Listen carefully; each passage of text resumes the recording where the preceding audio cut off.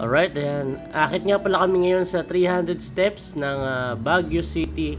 Ayan. At kung saan po, pagka nakakyat po kami at makikita namin yung rebulto ni Mama Mary ni Papa Jesus dun sa pinakaitaas.